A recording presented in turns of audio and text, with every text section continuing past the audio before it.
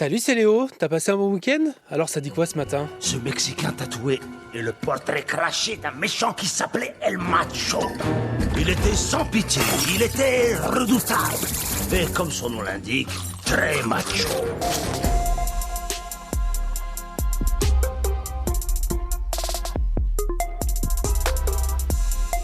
Et ouais, je commence un peu la semaine comme dans Moi moche et méchant avec le retour en force des machos, surtout chez les jeunes. C'est le constat du nouveau rapport du Haut Commissariat à l'égalité entre les femmes et les hommes qui publie ce matin ce rapport. Le sexisme commence à la maison, continue à l'école et explose en ligne. Du moment qu'ils auront une femme gentille avec eux, qui leur donne des enfants, ils vont pas aller voir ailleurs. Les hommes cherchent la paix avant tout.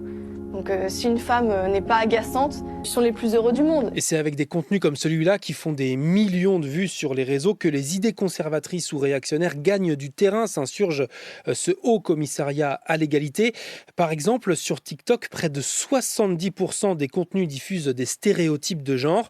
Résultat, aujourd'hui, 40% des 15-25 ans considèrent qu'il est plus difficile d'être un homme qu'une femme et un tiers des 25-35 ans estiment qu'il est normal qu'une femme s'arrête de travailler pour s'occuper des enfants. Est-ce que vous voulez bien couper les téléphones, s'il vous plaît? Non mais coupez-les! Pendant ce temps, en Allemagne, plus de 1,4 million de personnes ont manifesté ce week-end contre l'AfD, un parti d'extrême droite très populaire dans le pays, mais qui fait l'objet depuis une semaine de révélations dans la presse sur un plan pour chasser les étrangers. Et on a donc vu plusieurs pancartes dehors les nazis ce week-end dans les cortèges. C'est horrible parce que cela rappelle ce qui s'est passé en Allemagne, ce projet de vouloir expulser des gens. C'est comme la conférence de Wannsee où a été décidé l'Holocauste. Je n'aurais jamais pensé que cela puisse encore se produire en Allemagne. Cela me fait honte. En France aussi, le week-end a été marqué par des manifestations, 75 000 à 150 000 personnes contre la loi immigration. On en reparlera cette semaine avec la décision jeudi du Conseil constitutionnel de censurer ou non le texte. Et puis comme en Allemagne, en Pologne ou ailleurs en Europe, la grogne des agriculteurs est en train de monter en France. Trop de paperasse, de normes, une vie difficile. Ça fait 4 nuits maintenant que des agriculteurs bloquent l'autoroute A64 en Haute-Garonne.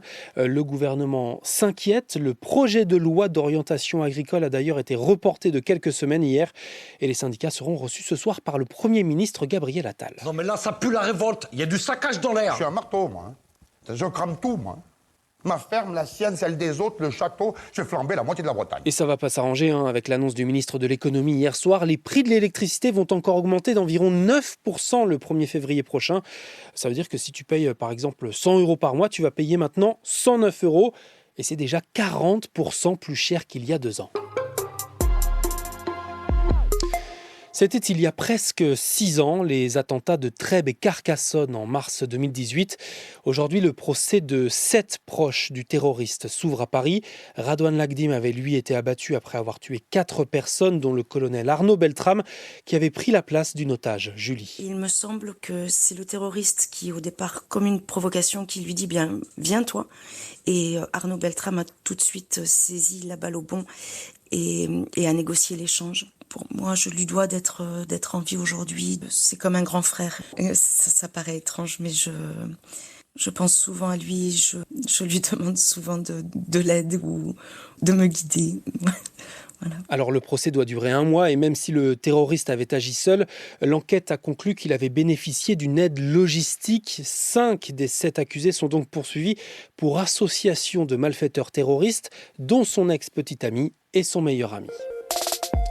Et puis à ton avis, quel est le jeu vidéo le plus vendu de l'année 2023 en France? Une petite idée? Zelda. Il restera ton chevalier, le jeune homme à la lame purificatrice. Si nous échouons, tout reposera sur lui. Près d'1 million d'exemplaires vendus pour Zelda Tears of the Kingdom devant les 750 000 Super Mario Bros Wonder, 2 jeux auxquels tu as peut-être joué en 2023, 2 jeux Nintendo aux 2 premières places. Et pour cause, c'est la console Switch qui a été la plus vendue de 2023 avec 850 000 exemplaires. Et elle va même passer d'ici la fin du mois de janvier le cap des 8 millions de ventes depuis qu'elle est sur le marché en 2017. Here we go! C'était Léo de France Info. Allez, ciao!